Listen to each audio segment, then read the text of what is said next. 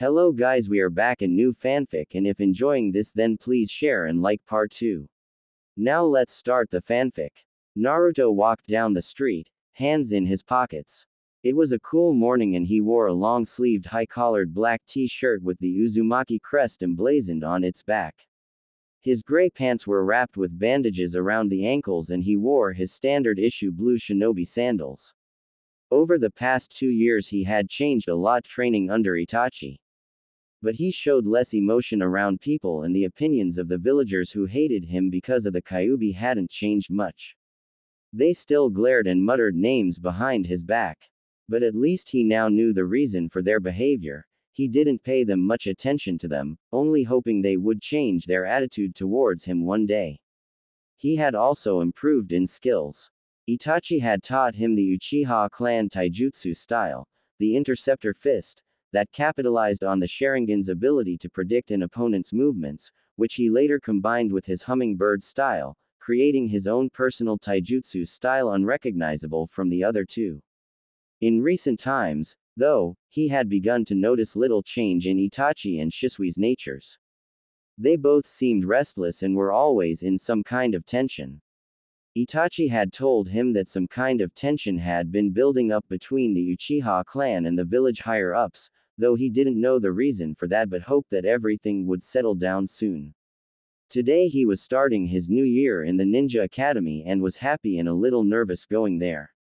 Happy because the academy instructor had seen his progress and advanced him to the final year so that he could graduate and became a genin at the end of the year. Nervous because he didn't know how his new classmates would react towards him. The senior class students had always tried to bully him and it had always ended with him getting in trouble with the Hokage. Realizing he was getting late for class, he picked up his pace and started hopping through roofs to get there. He arrived at the academy minutes later and started searching for the class the Hokage had told him to go to. After some time he finally found a room with number 207 on the class door. Finally, he muttered. He was a little late and quickly went to knock on the door when he heard a familiar voice from inside that he couldn't quite place. "Yes, please come in," the voice said. Naruto opened the door and was surprised to see Iruka standing there. He had never expected to meet him here. He also noticed that all the students were looking at him, probably wondering who he was and why he was there. "Oh, you finally arrived. I was waiting for you. Come here," Iruka said, smiling, and motioned him to come near. Apparently, the Hokage had given Iruka the final year class to teach to ensure nothing negative happened to Naruto. Naruto went over to him and faced the whole class, which was still looking at him with confusion. "He is a new student here and will be joining us from today," Iruka informed the rest of the class. Then turning towards Naruto, he said, "Why don't you introduce yourself to everyone?" Naruto nodded to him and faced the class with a stoic look and spoke. "Good morning everyone, my name is Naruto Uzumaki and I am looking forward to spending this year with you all." He bowed at the end. Iruka smiled at Naruto and was about to say something when someone shouted in the class. "Hey, what do you mean he's new student? He looks younger than all of us." Iruka sighed at that before responding. Yes, he was in the junior class but because of his performance the academy instructors with the Hokage's permission promoted him to the final year's class. "But that's so unfair, sensei. We spent so many years with those boring lectures and he just skipped them."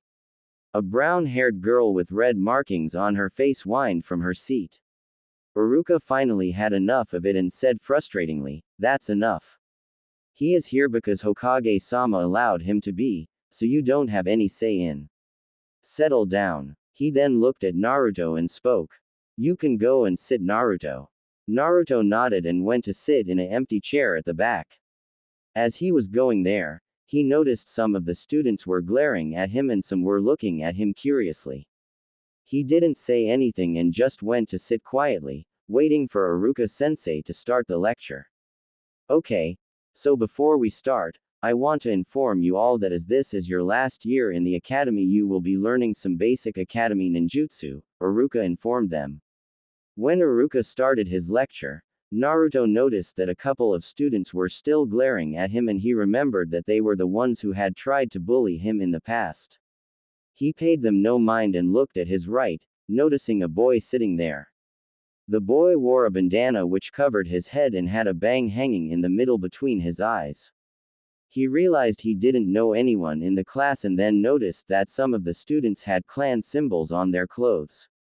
At lunchtime, Naruto sat on the school terrace looking at everyone from above. He already met his former classmates who had come to congratulate him for advancing in the academy and now he was here alone. When he noticed some students coming over to him, he came out of his thoughts. "Hey you, what are you doing up here alone by yourself?" It was the girl from the group with brown hair and red marking on both her cheeks. Naruto looked at them and he remembered them from his class earlier. "I was sitting here," he responded. "We're with you in the same class, your name is Naruto Uzumaki, right?" It was the same girl who spoke. "Hi." Naruto nodded. They all smiled at him. "Well, my name is Hana Inuzuka of the Inuzuka clan," she said. "My name is Hayate Gecko," said a boy who wore a simple outfit with a long-sleeved, red-colored haori, pants with bangles around his wrist and legs, and a bandana over his head. Naruto nodded and looked at the final member of the group. "My name is Yugao Azuki." She had straight, purple hair going down her shoulders, and wore a white-colored shirt with brown pants. Naruto looked at her a little longer. He had never seen anyone with that hair color and she was really pretty. Yugao narrowed her eyes a little, noticing him looking at her hair, and she growled at him. "What are you looking at?" Naruto looked away as he was caught staring at her but noticing that she was getting angry with him, he quickly responded. "Nothing. It's just that your hair is really pretty, I've never seen anyone like that." As he said that Yugao just looked at him, and then looked away to hide her blush. Right after that, though, she looked at him again and decided to tease him a little. She leaned forward a little, raised a single eyebrow, and asked with an innocent look. "Hey, are you trying to hit on me, huh?" What? Naruto spoke with wide eyes and a blush on his face. "But I think you're too young and you're even shorter than me," Yugao said as she measured her height with him and then patted his head. "And you even look a little girly to me." Hana and Hayate were barely holding back their laughter at Naruto's priceless expression. Yugao herself was also barely holding back her laugh. Naruto, on the other hand, had a small blush on his face and at the same time his eyes were also twitching listening to her comments, but he composed himself a moment later and swapped her hand from his head. "Why are you all here?" he asked, looking at her. "What? I thought you'd be interested in talking to me," Yugao said, trying to look hurt. Both Hana and Hayate couldn't hold it anymore and burst out laughing. But when they both calmed down, Hana decided to save Naruto from any more embarrassment. She spoke. "That's enough." Yugao stopped teasing him. Yugao giggled in response and spoke. "Fine." She then looked at Naruto, smiled genuinely, and said, "But thanks for the compliment anyway, you're the first one ever to compliment me on my hair." "Why are you here?" Naruto asked them once again. Hayate responded. "Well, we're hanging out here and noticed you sitting here alone and we decided to introduce ourselves and get to know you a little. After all, we're in the same class, right?" Naruto nodded at him. Then Hana asked, "So what are you doing here alone? Don't you want to hang out with your friends?" Friends, he thought, looking at them. He had never had any friend in his life. Sure, he used to hang out with his former classmates but he couldn't call them his friends. He wasn't sure he really understood the meaning of friend. "I don't think I have any friends," responded Naruto. They looked at him for a moment before Yugao spoke. "You're a little weird one, you know that." "Hey, then why don't you join us? It'll be fun," Hana said with a big smile on her face. Naruto thought it over a little and responded.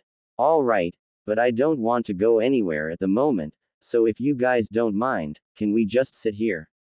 They all nodded then started talking.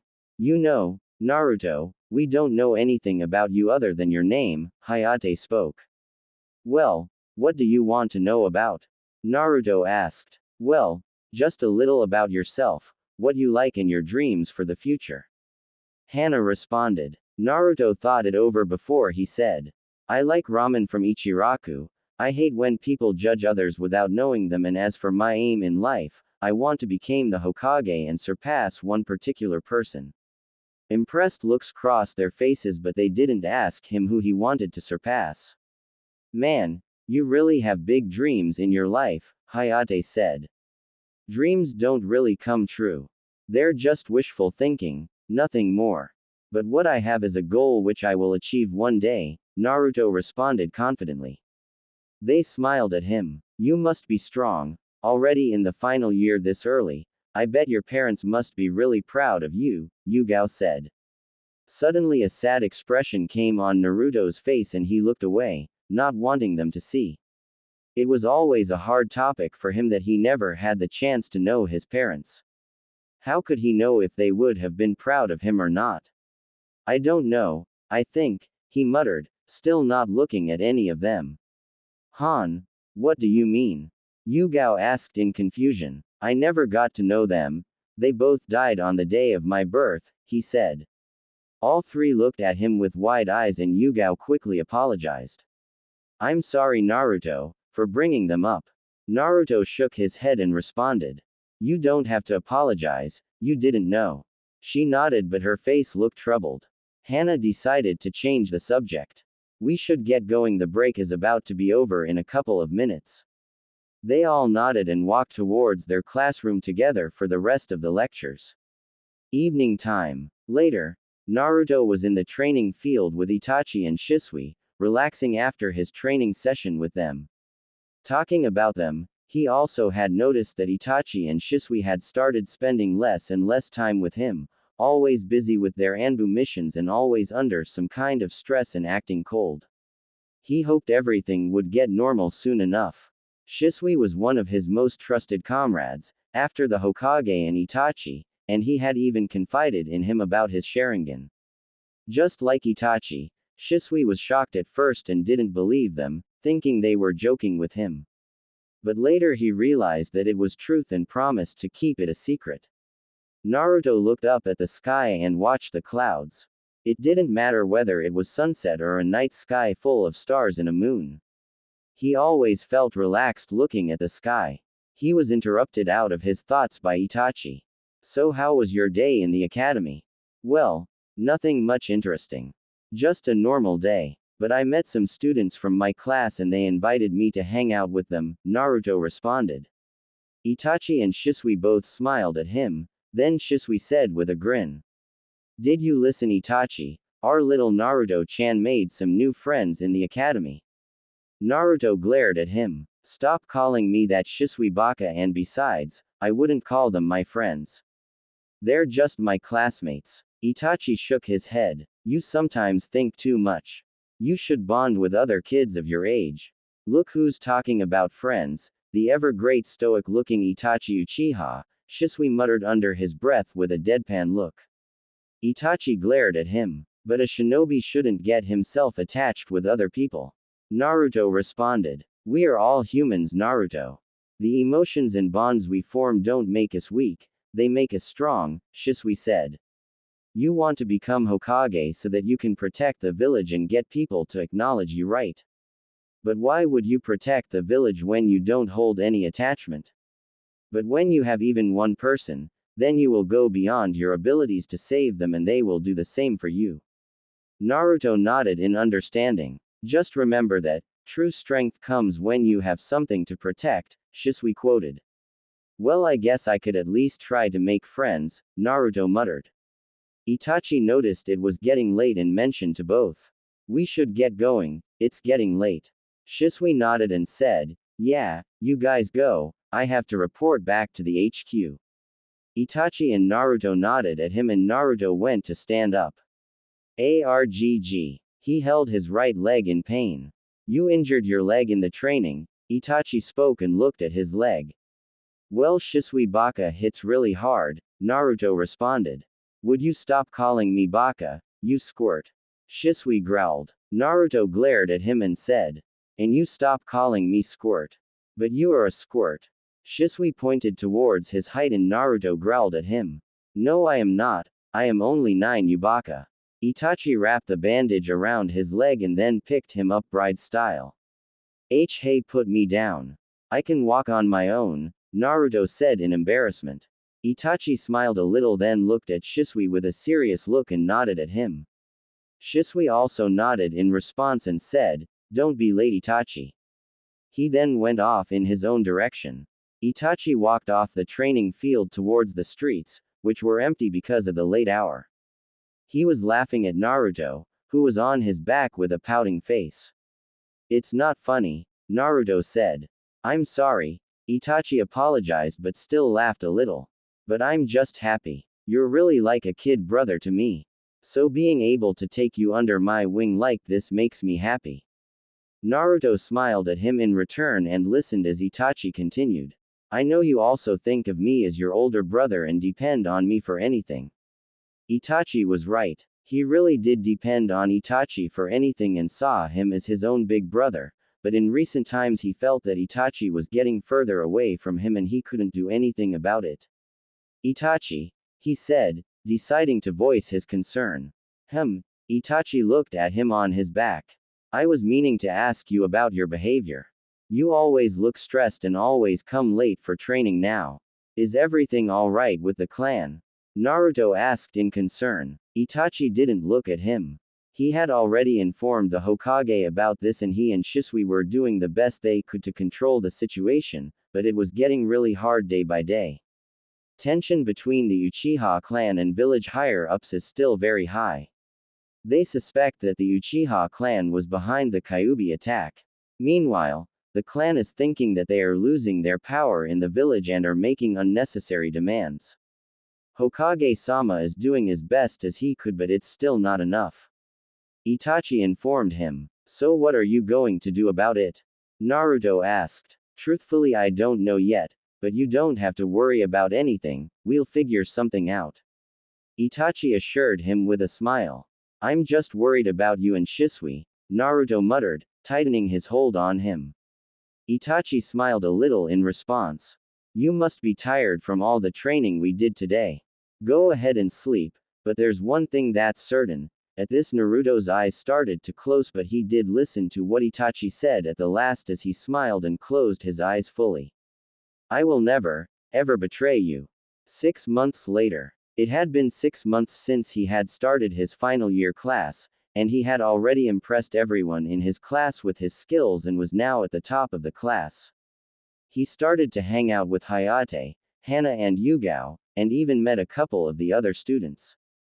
He even started consider them as his close friends, though Yugao still teased him whenever she got a chance and Hana also joined her now, but he still enjoyed spending time with them.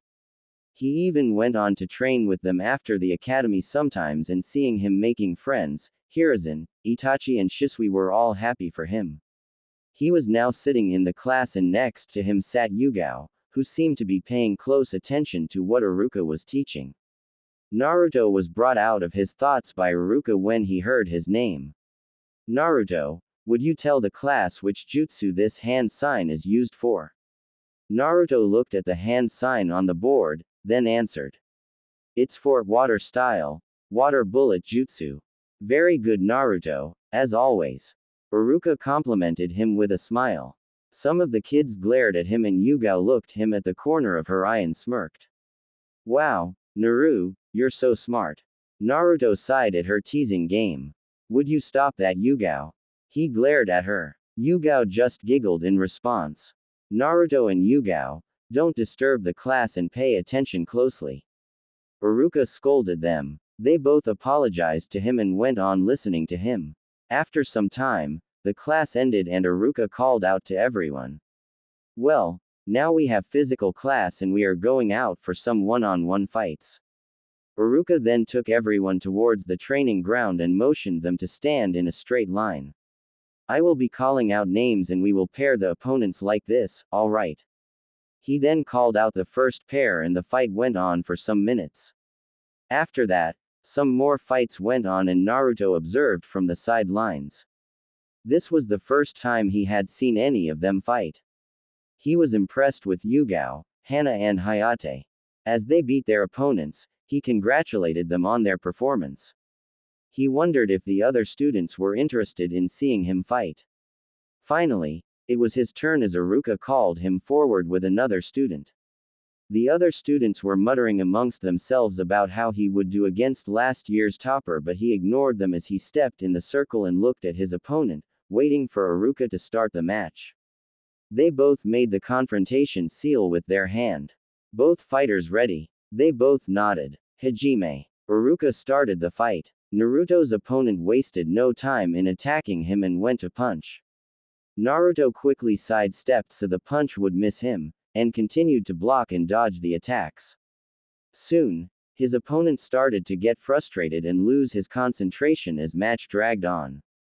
With every attack, Naruto would either block his punch or dodge his attacks. Naruto could read his opponent's attacks clearly. He wasn't using the Sharingan but still could see it clearly because of regular training with Itachi and Shisui. Suddenly, taking advantage of his opponent's lack of concentration, he went under his defense and kicked him hard in the stomach, sending him staggering back. He then pushed him down and held a punch in front of his face. All the present students looked on with wide eyes. Even his friends were looking at him in shock. Iruka himself looked impressed. Winner Naruto Uzumaki. Then Naruto and his opponent offered each other the reconciliation seal in respect. Naruto went over to stand with the other students, but just as he came to a stop, Hana held him in a headlock and messed his hair as she teased him. Hey look Yugao. Our little Naru is such a prodigy. Yeah, I didn't know our Naru was so strong. Yugao spoke and looked at Naruto with an innocent look. You're not going to force us to call you Naruto-sama from now on, are you Naru? The other students were looking at their interaction with amusement, and Iruka himself seemed to be holding his laugh. Naruto on the other hand was getting embarrassed by all the attention he was getting. He released himself from Hana's hold. Get off me woman, and glared at both of them. The others laughed at his embarrassment and he tried to hide his face from them. Finally, Iruka decided to stop this. Alright, that enough everyone. Unknown to Naruto, though, was that someone else was looking at him from the terrace and was smiling happily at his interaction with his fellow classmates. Itachi smiled sadly and gave him a last glance before disappearing in the wind. Naruto looked towards the terrace, suddenly feeling that someone was watching him from up there. But seeing nothing, he assumed it was only his imagination as he followed the others towards the classroom. That night, Naruto was in his apartment lying on the bed. He was thinking over his day, but he couldn't shake the feeling that something very bad was going to happen. Even Itachi and Shisui hadn't come to the training ground today. But thinking about it, he realized he hadn't really seen Shisui for a week and he had only met Itachi a couple of times during the week. He heard a knocking sound on his window and immediately pulled a kunai, but soon relaxed when he noticed that it was a crow. He only knew two people who used crows. He went to open the window and the crow quickly came inside and circled around a bit before it was followed by more crows, until they all seemed to merge and Itachi formed in his room. Naruto's eyes widened in shock. Itachi was in his Anbu uniform, but it was the amount of blood covering him and his clothes that caused the shock. What happened, Itachi? What is all this about? He then noticed the tears marking Itachi's cheeks. Itachi first went toward the window and closed it, then turned towards Naruto, who was still looking at him with a shocked expression. Calm down, Naruto-kun. What's going on, Itachi? Why are you here like this? What happened? Naruto asked hurriedly. Itachi smiled at him a little. I come here to see you. Naruto noticed his smile and knew it was fake. Why? I am leaving, Naruto-kun, Itachi responded. Where are you going? And why is there so much blood on you? Naruto asked, getting a bad feeling about all this. Itachi walked up to him and kneeled down to his level. I am leaving the village. As for the blood, he stopped and looked at his clothes. I slaughtered the whole Uchiha clan, leaving my brother Sasuke the only survivor. I am now a traitor to the village. Naruto froze on the spot. He couldn't believe it. His mind went blank and he didn't know what to think. He stepped back a little and looked at Itachi in complete shock, and didn't notice when tears began to flow from his eyes. He then grabbed Itachi by his collar and glared at him. What the hell are you talking about? Why would you do something like that, and where is Shisui? Itachi tried to calm him down by putting his hand on Naruto's shoulder. I had no other choice. You're talking nonsense. Where the hell is Shisui? Naruto asked loudly, losing his patience. Shisui is dead. He died a week ago, Itachi answered him, and Naruto looked at him with another shocked expression. How? Naruto asked weakly. Itachi pulled Naruto into a hug and spoke. Me and Shisui were both double agents. The Uchiha clan was plotting a revolt against the village to gain power, and my father told me to supply the village secrets to the clan, but I told Hokage-sama and the elders. I became their spy in the clan, but the clan started to suspect me, so they ordered Shisui to keep an eye on me. They didn't know he was working with me to stop the clan from completing their plans. Now it was starting to become clear for Naruto. This is why they had both looked stressed and had been coming late for training. This explained their cold behavior sometimes. But how could you kill the whole clan? I had no other option. If I didn't, then the village would be caught up in a civil war, and other nations could try to take advantage of that. I needed to prevent another shinobi war. Itachi responded. But that was your own clan, Naruto protested. The clan is not more important than the whole village, Naruto. I am Itachi Uchiha of the Leaf first. The Uchiha clan comes second. But you can't leave me, and what about your brother Sasuke? Naruto tried to reason with him. I'm sure Jii-chan can do something to help you out. Don't worry, Naruto-kun. Don't you remember you once told me that being shinobi means self-sacrifice? That's what I'm doing. This is my sacrifice for the betterment of the village. But I don't want you to leave me, Naruto cried. Don't worry, Naruto, I am sure you and Sasuke both will be fine. You still have people here who care about you. Itachi then hugged him tightly as tears flowed from his eyes. I must be going now. Hokage-sama is preparing for my leave. I will be supplying information by infiltrating the enemy lines, and I'll leave the village to you. Wait. Please don't go, Nisan. Naruto tried to stop him. You're just like me, Naruto. I know you'll understand me. Just remember that the nameless individuals who maintain peace from the shadows are true shinobi. Shisui taught us both that. Then he tapped Naruto's forehead with his 2 fingers. And don't worry too much, we'll meet again one day. Then his body started dissolving into individual crows, and he gave one final smile to Naruto before fully dispersing. Naruto dropped to his knees and cried. He felt the seal around his eyes disappear, and his Sharingan activated as Tomo started to shift. That night, he gained a 3rd Tomo in both his eyes as they started spinning madly before stopping to show a fully mature Sharingan. Itachi, Shisui, I promise that I will become a true shinobi just like you both and protect this village with everything I have till my last breath. This is my promise as Naruto Uzumaki of the village hidden in the leaves. A week later, Naruto was standing in the training field looking at the big stone with shinobi written on it in kanji. He had been standing there for an hour, just looking at the stone. It had been a week since Itachi left the village and was now marked as S-rank criminal for his crime against the village. Hiruzen had talked with him and explained everything in detail as Itachi told him. He knew the truth, but Hiruzen had asked him to keep it secret. He didn't talk to anyone properly and became more quiet, even acting cold with his friends. The whole village was cursing Itachi for what he did, and he thought bitterly that the person the whole village is cursing for killing their precious Uchiha clan was actually the one who saved them and their families. Shinobi don't fight for personal glory. Nameless individuals who maintain peace from the shadows are the true shinobi. He thought, remembering what Itachi had told him that night. Hey, Naruto. He looked to his right and noticed Yugao running towards him and waving to get his attention. He just looked at her as she come to stop in front of him and catch her breath. I was looking for you. She waited for his response but got nothing in return, so she shook her head. Well, anyway, Me and Hana are going to the dango shop to get something to eat. Do you want to join us? Naruto didn't respond to her and walked past her. I have to go for my shuriken jutsu training. Yugao looked sad at his refusal. Well, alright then, so you want to hang out later? He just continued walking. Some other kids from their class were also watching this, but he didn't care. Hey, you think you're better than us, huh? One of them shouted. Naruto continued to walk, not paying them any attention. Answer us, damn it. I hate your attitude. Always trying to show off. Another one shouted when he didn't respond.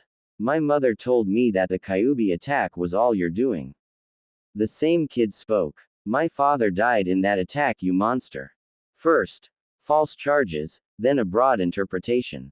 It was precisely in these kinds of human feelings that the origin of war lay. A person wants to bury somehow the sense of loss after losing someone they love. This feeling, a feeling they don't know how to vent, snatches away their power of judgment, and runs wild. And then they hurt someone.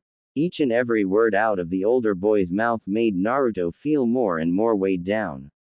But still not stopping. You're not going to listen like this, huh? That's fine. We have other ways to get you talk. One said with smirk. Hey, leave him alone, Yugao demanded. They paid her no mind and threw a rock towards his head. Naruto dodged it without even looking. They started to throw more rocks at him and he continued to dodge. The thought of fighting them crossed his mind suddenly. It wouldn't take him even 3 minutes to beat down these fools. But if he decided to fight them now, then he wouldn't be able to stop himself from killing them. These students didn't understand that the institution of school was protecting them. Hey, what are you doing? Stop it now, Yugao demanded. Don't worry, we're just playing here and he's a tough guy. He can handle it, one of them responded calmly. Naruto suddenly turned around, jumped and caught the rock in his hand, then threw it back at them, deflecting all the rocks they had hurled midair, and hitting the final rock from the hand of the kid in front. They all looked at him with shocked expressions and didn't say anything. Naruto then turned around and walked off the field. Please, talk to me, Naru. Yugao thought with a concerned look. Time skip. Graduation day. It was finally the day they were going to graduate the academy and became genin. They were all sitting in the class talking with each other to pass the time while waiting as Iruka began calling students one by one for the ninjutsu exam. They had already finished with the written test and shuriken and kunai throwing, and now it was time for the ninjutsu part. Naruto was sitting alone at the corner bench next to the window waiting for his chance. He was looking out of the window and not paying attention and showing not the least bit of worry about the exams. He was fully confident with himself to pass the exam without much effort. His friends were talking among themselves and looking at Naruto from the corners of their eyes time to time. His behavior hadn't changed much and his friends still didn't know the reason, as Naruto kept his personal life to himself and hadn't shared with anyone. He didn't even talk to them much anymore and had started spending less and less time with them by training alone. Hey Broody-kun, are you ready for the ninjutsu portion of the exam? Hana asked Naruto playfully. Naruto looked at her, not liking being called broody, and responded. Hana, would you please stop calling me that? Yugao and Hana both giggled at his response as they still teased him whenever they got a chance. I would if you would at least try to be more open and talk with us. We're your friends, after all. Hana stated to him with a smile. I'm talking to you guys. Naruto responded. Really? Yugao asked with a deadpan expression on her face. She then shook her head and asked. Anyway, are you ready for the ninjutsu part? Naruto nodded. I am ready. I'm not going to fail, that's for sure. I think you shouldn't be talking about failing the exam, Naruto. As far the results show, you were top in everything, Hayate pointed out. Yugao put her head on the desk in depression. Who would have thought that a kid younger than us would show up out of nowhere and outrank us all? I hate you so much, Naru, she muttered. Naruto responded calmly. Instead of showing your hate towards me, you should have spent more time in your training. Yugao glared at him for his response and muttered. Smartass. Naruto just shook his head at her. He looked at the door as it opened and in walked one of the student with leaf headband in his hand, showing that he had passed the exam. He looked at Naruto and said, "It's your turn, Naruto." Naruto just nodded at him and stood up to go, but before he could walk, a hand grabbed his wrist to stop him. He looked at Yugao who held his wrist. She smiled at him and said, "All the best, Naruto." Both Hana and Hayate also nodded at him with smiles. He freed his hand from Yugao's hold and muttered, "Thanks," and walked off.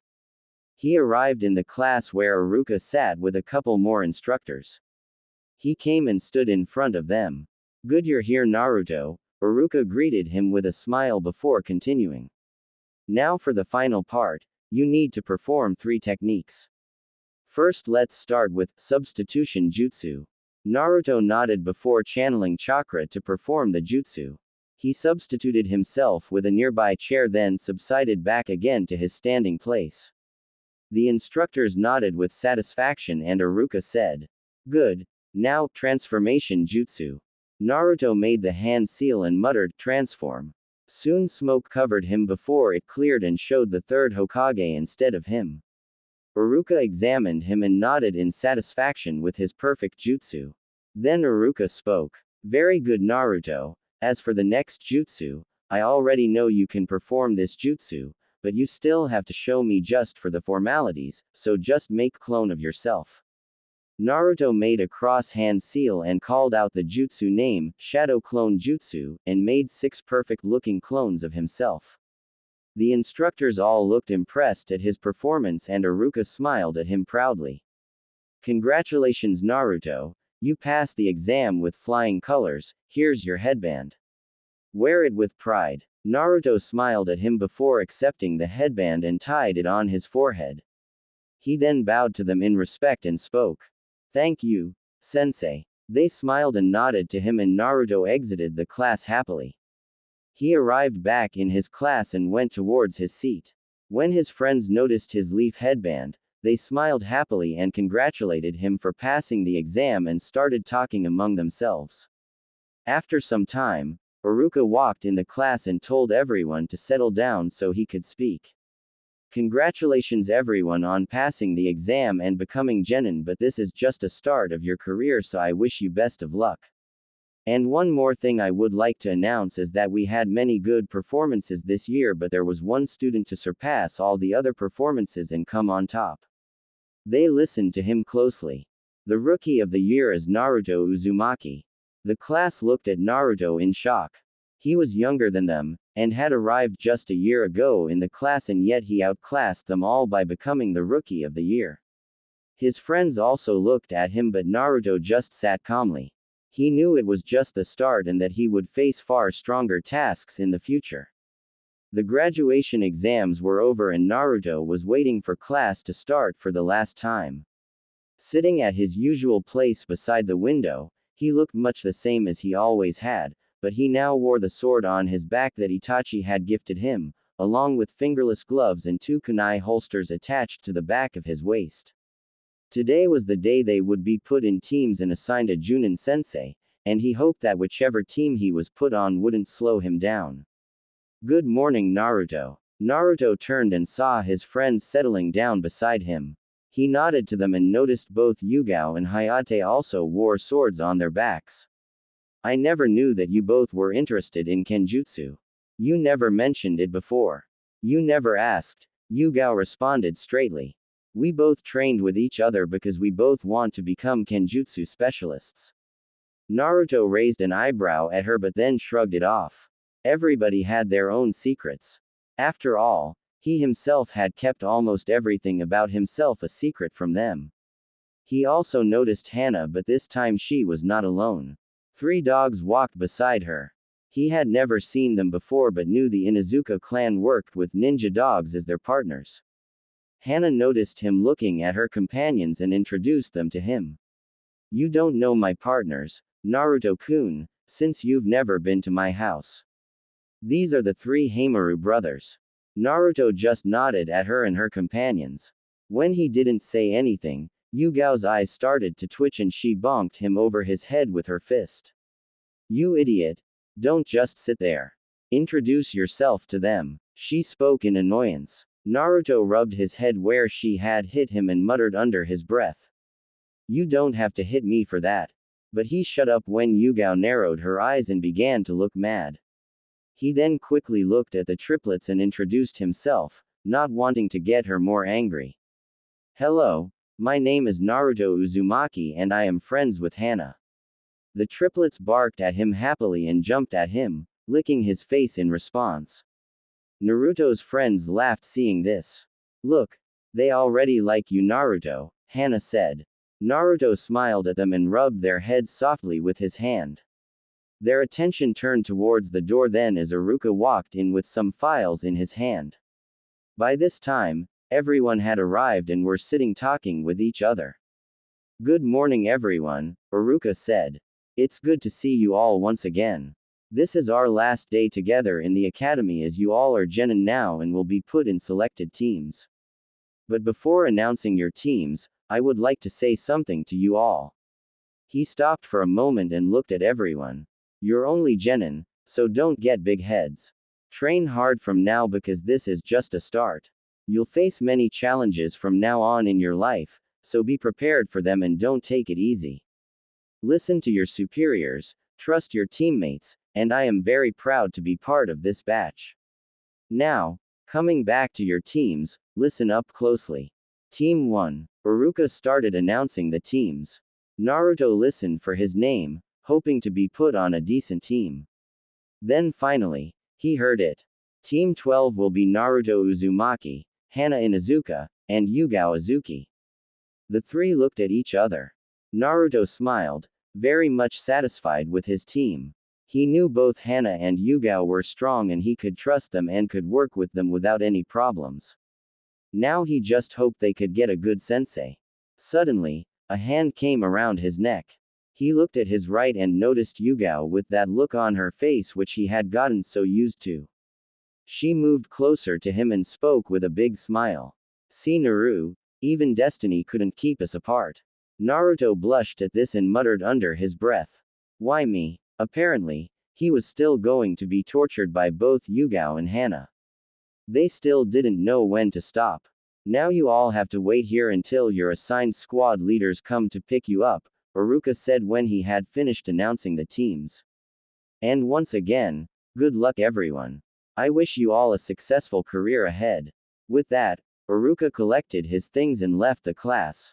While they were waiting, Naruto turned towards Hayate. Which team were you put on? I didn't hear. Hayate just pointed towards his teammates, Izumo and Katetsu. Naruto had hung out with them before and knew they were very good friends with Hayate. Izumo, Katetsu, it's good to see you guys again. Naruto said, greeting them. They both waved at him in response. I guess you were too busy with your girlfriend to even notice us, Izumo then said. Naruto glared at him while the others laughed until finally some Junin started to arrive. Hokage office. Observing Naruto through his crystal ball, Hiruzen was happy that he had made some wonderful friends, but he wished the boy would open up more with them. It's not always good to keep everything bottled up inside yourself, Hiruzen thought. So what do you think of him so far? Hiruzen asked the Junin who stood beside him. As you said, he doesn't talk much, but he still formed a close relationship with his friends. He doesn't trust people very fast, but he is very observant and is very intelligent. I believe he's always thinking 2 steps ahead, Hiruzen said. That has to be expected, the Junin commented. You don't get promoted through your academy years with an ordinary performance. Hiruzen nodded. I expect you to take care of him. That's the least I could do for him, the Junin said. His father was a very dear friend of mine. I may not have been able to be there for him in his childhood, but now I'll be there as his sensei to guide him. You'll have a difficult task ahead of you, Hiruzen then said. Perhaps. But now at least I can get that troublesome woman off my back, the Junin muttered. Then speaking more loudly, but if that's all Hokage-sama, I think I should get going to meet them. Hiruzen shook his head as his best Junin gave a casual wave and walked out of the office. Did every top shinobi have to be so weird?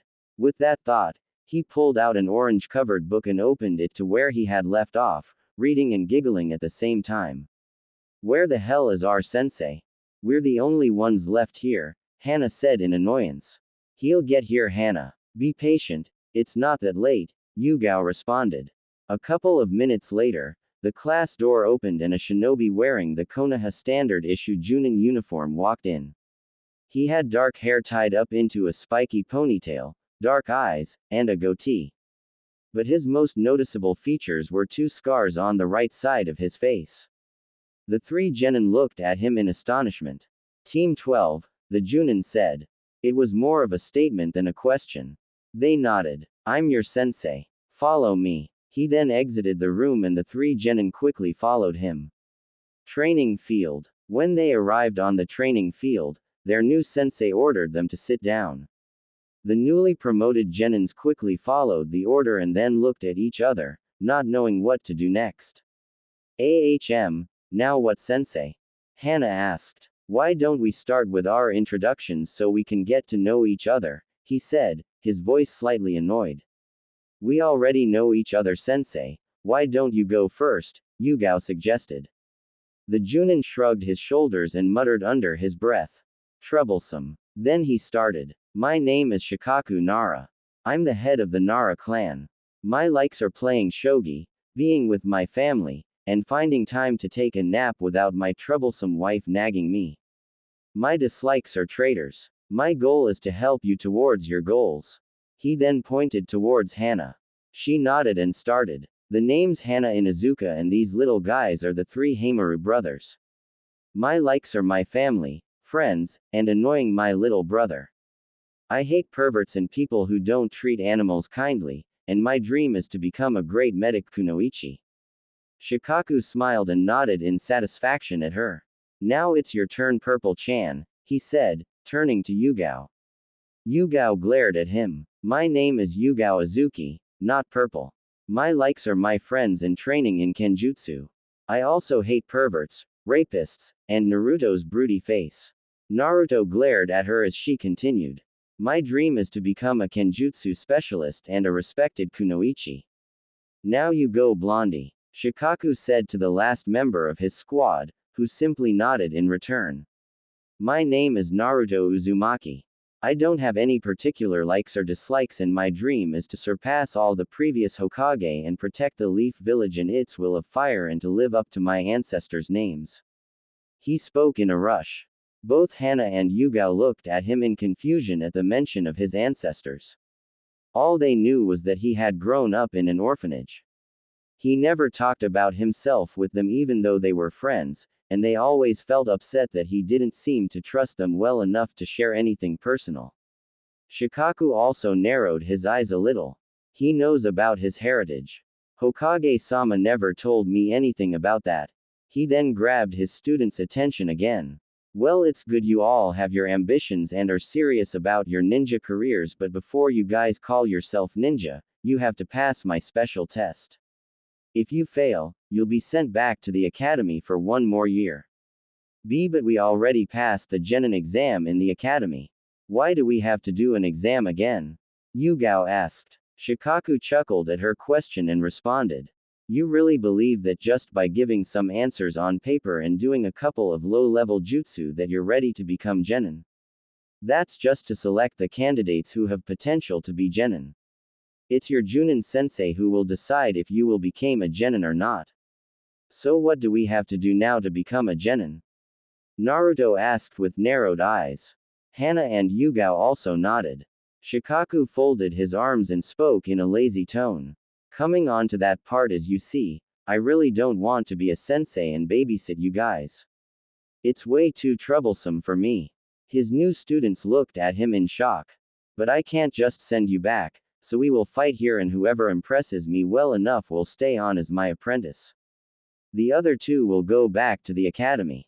This shocked them even more. Was he asking them to betray each other? What? You can't do that. You can't just simply play with other people's careers just because you're too lazy to handle your responsibilities. Hana said angrily. Haha. Of course I can. I can't lose my reputation because of you. So I'll just pick out the best one. Shikaku smirked. I won't do it. Yugao muttered under her breath and looked down. Shikaku raised an eyebrow. Did you say something, Purple-chan? I said, I will not fight you just for your amusement. She shouted as tears fell from her eyes. I won't compete with my teammates just so that I can be your student.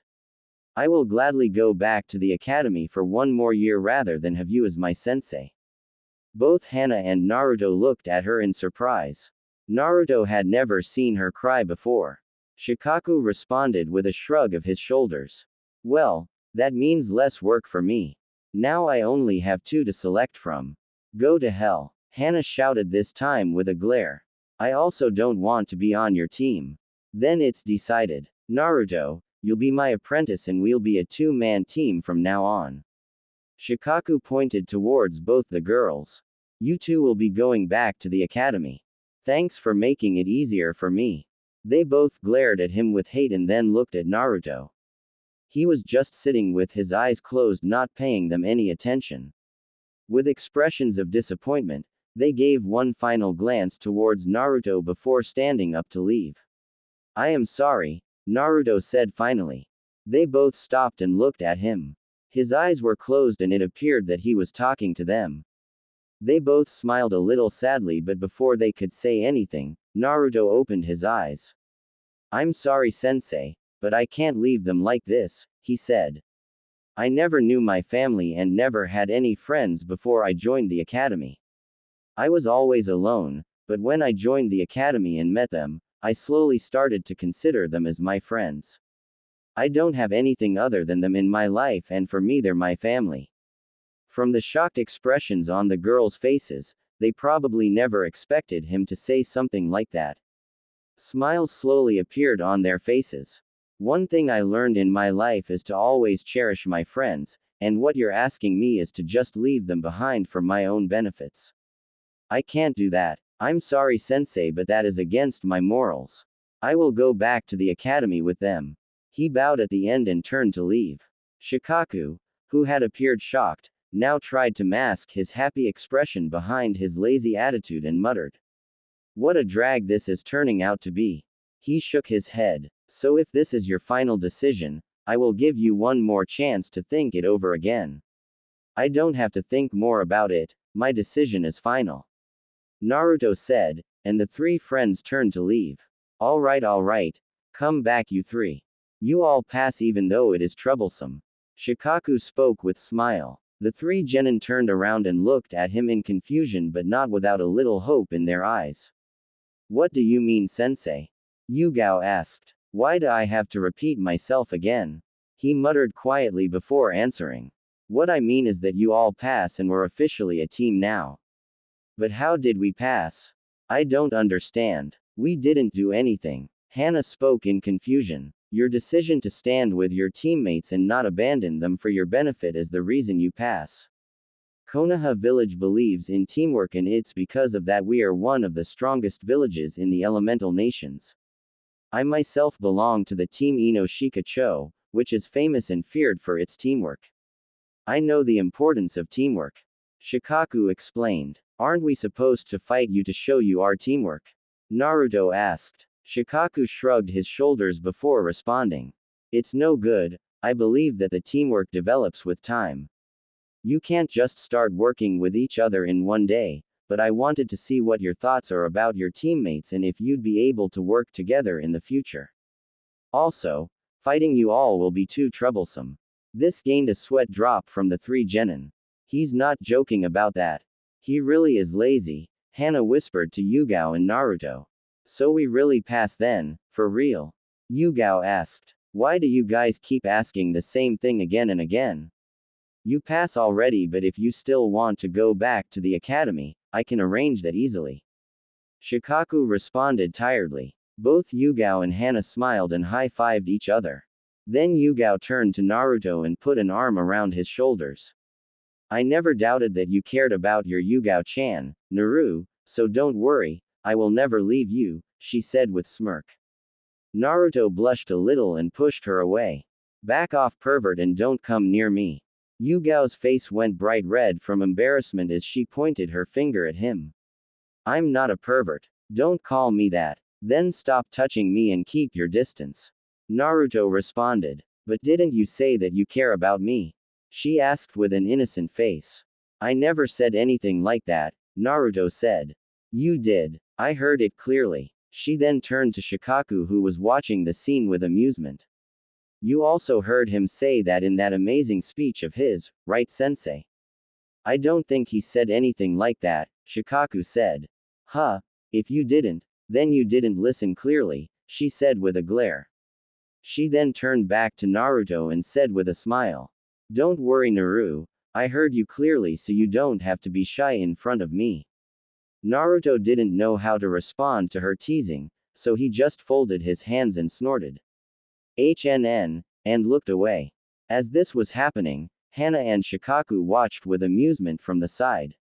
Hana turned to Shikaku and said, You should get used to this from now on, sensei, because this is an everyday thing with those two. Troublesome, was his only response. Seeing they were not stopping though, he decided to step in. Alright, that's enough, you two, we are now officially a team. But we won't be getting a mission until tomorrow, so you wanna go for some barbecue to celebrate. The three genin nodded at him happily, but before they could move, Shikaku called them once again. You both go ahead. I want to talk to Naruto about something. We'll be just behind you, so you don't have to wait long.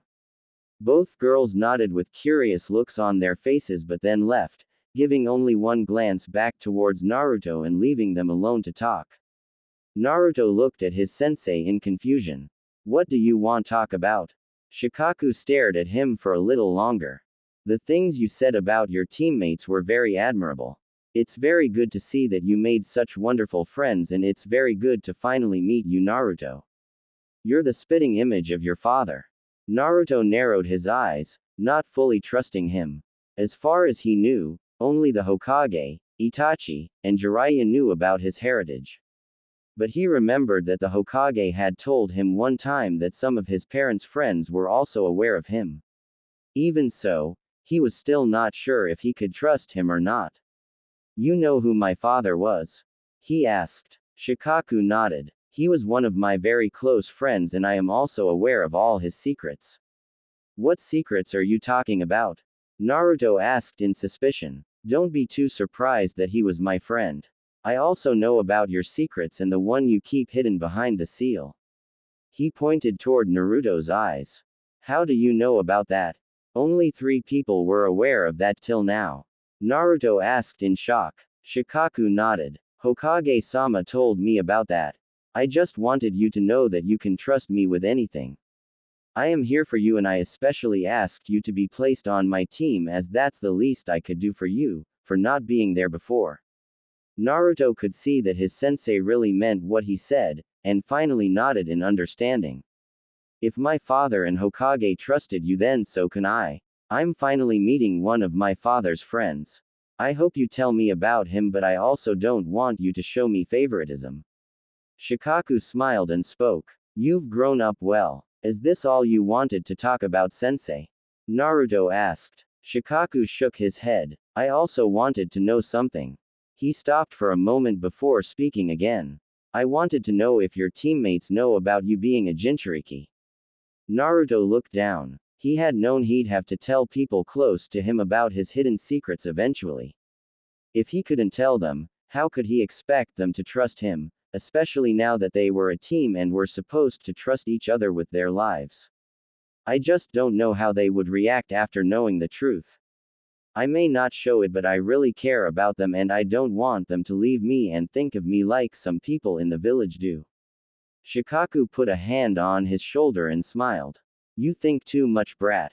Give them a chance. They will understand you. I've seen it today that they were both ready to go back to the academy so you could pass. Your teammates genuinely care about you, so don't you think they deserve to know about you? Naruto kept silent for a minute, wondering if he could really tell them. I'll think about it. Shikaku nodded and spoke lazily. We should get going. It's not good for our health to keep ladies waiting, it can be really troublesome. Naruto laughed a little at his sensei's comment but said nothing. He had seen both Hana and Yugao beating the shit out of people and didn't want to be on the receiving end. With Yugao and Hana, they both had arrived at the barbecue restaurant a couple of minutes ago and were waiting for their teammates. What do you think they're talking about? Yugao asked. Hana closed her eyes in annoyance as she had lost the count of how many times Yugao had asked the same question since they'd arrived. What's gotten into you? I already said I don't know. Just ask them when they get here. Yugao just shrugged her shoulders. I can't stop thinking why Sensei had to talk to Naruto in private and not in front of us. I also don't understand that, Hana said. During our team meeting I noticed Sensei kept eyeing Naruto from time to time. Yugao spoke. Hana looked at Yugao with a teasing expression. Hey, do you think our Sensei is a pervert who likes young boys? Yugao looked at her with a deadpan expression. Don't joke like that, I'm serious. Are you sure? I think you're jealous because of Sensei spending alone time with Naruto. Hana giggled. Yugao's eyes twitched and she glared. Stop talking nonsense. It's nothing like that. I don't believe you, the way you flirt with him. But I can't blame you, he is very cute. Just imagine how handsome he'll be in the future. Hana got a dreamy look on her face. Yugao blushed. It's nothing like that. Then she calmed herself before saying. It's just that I don't like his emotionless attitude. We don't even know anything about him other than his name, so I just try to get him to open up with us, and I really like making him embarrassed. It's better than having a serious face all the time. What are you girls talking about? At their sensei's voice, they both looked up and noticed their teammates. Nothing much, sensei. It's just girl talk. Hana responded as Shikaku sat down beside her and Naruto climbed into the booth beside Yugao. What were you guys talking about? Yugao then asked Naruto. Naruto looked at her from the corner of his eyes. It's nothing you should worry about. What kind of answer is that? Yugao looked at him with a glare. Naruto just kept quiet. We already ordered the food. It should be arriving soon. Hana quickly informed them, and began asking Shikaku about the ninja missions. When the food arrived, they happily started eating, but Naruto stayed quiet, still thinking about the conversation he'd had with Shikaku and not sure if he could trust Yugao and Hana with his secrets. More than that, though, he was scared that they wouldn't understand him. Would you guys like to come to my house after this? Naruto asked suddenly. Shikaku looked at him silently, but both Hana and Yugao got shocked expressions on their faces. Yugao recovered and smiled. Of course, Naru, but why so suddenly? I wanted to talk with you both about something and I'm not comfortable speaking about it in public, Naruto responded. Well, alright then, Hana said. Naruto's apartment wasn't fancy, but it was very clean and well maintained. Wow, your house is so clean, Naruto. I can't even keep my room clean, Hana said, looking around. Are you sure about this, Naruto? Shikaku asked. Naruto nodded. I think you're right, sensei. They deserve to know the truth. I can't keep it a secret forever. Shikaku nodded in understanding, while Hana and Yugao both looked at them. What you guys talking about? Yugao asked as she looked at Naruto. What do you want to talk about, Naru? Naruto kept silent for a moment before closing his eyes. I know you guys think that I don't trust you enough to tell you about myself. They listened to him quietly. But you're my friends and you deserve to know some things about me, and if you guys decide to leave me after knowing the truth, I won't hold anything against you. Yugao smiled nervously and asked. Why would we leave you, Naru? Hana nodded with her. Naruto looked down. I was born on the 10th of October, on the night of the Kyuubi attack. Many in the village hate me and think of me as some kind of demon and Kyuubi reincarnation. How could they think of you as some monster just because you were born on that day? It doesn't make you any monster, Hana said. It's not because of that. You were told in the academy that the 4th Hokage killed the Kyuubi while sacrificing his life, but that's not true. What are you trying to say, Naru? Of course Lord 4th killed the Kyuubi. And what's any of this have to do with you? Yugao asked nervously. I am just saying that what you were told in the academy wasn't true, Naruto said as he looked at her. He didn't kill the Kyuubi because the Biju can't be killed. How could you say that? Yugao asked. If he didn't kill the Kyuubi, then why would they tell us wrong? What do you know about it? Naruto closed his eyes and spoke. You can't kill the Biju, and even if you manage to kill the beast, they will just reform again, so all he could do was to seal it away. So the fourth Hokage sealed the Kyuubi in me and made me a Jinchuriki. With this, he pulled his shirt up and showed the seal on his stomach. They both looked at him with wide eyes and shocked faces. Then why would they say that the fourth killed the Kyuubi? Hana asked, her eyes brimming with tears. This time Shikaku answered. The fourth Hokage's last wish was for Naruto to be seen as hero for saving the village, but some people thought it was better to kill him than see him as some kind of hero. So the third Hokage passed down the law to never mention the truth about Naruto to the younger generation. Breaking the law results in death. At this, Yugao walked up to Naruto and slapped him hard on the face. Glaring at him with tears in her eyes, she spoke. Bastard, you could have told us earlier. I don't care if you have some monster sealed inside of you. You are still the same Naruto to me. I was scared, Naruto muttered. But seeing her look at him as she always had made him feel happy. I thought that if I told you guys, you would leave me. Yugao looked at him with softened eyes and hugged him tightly. I will never leave you, Naru. For me you will always be my cute Naru-chan. Naruto was shocked by the hug but relaxed and put his hand around her waist and returned her hug. Yugao smiled and tightened her hold on him. Hana walked up to them and put her arms around them both. Don't leave me behind, we are a team now. Shikaku smiled but didn't interrupt, looking relieved and proud. They released their hug and Naruto said, "Thank you guys." They both smiled at him but Yugao asked, "But why would the fourth Hokage choose you? He didn't have any right to put such a burden on you." Naruto didn't say anything, but only looked away. Yugao narrowed her eyes at this. You already know something about this, don't you, Naru? Naruto just kept quiet until Yugao grabbed his collar and glared as she pulled him closer. I've had enough of your attitude and your secrets, brat, tell me now. Naruto looked at Shikaku for some help but Shikaku's look told him, do what you want, I am not dealing with her. Hey, calm down a little, Yugao, Hana said.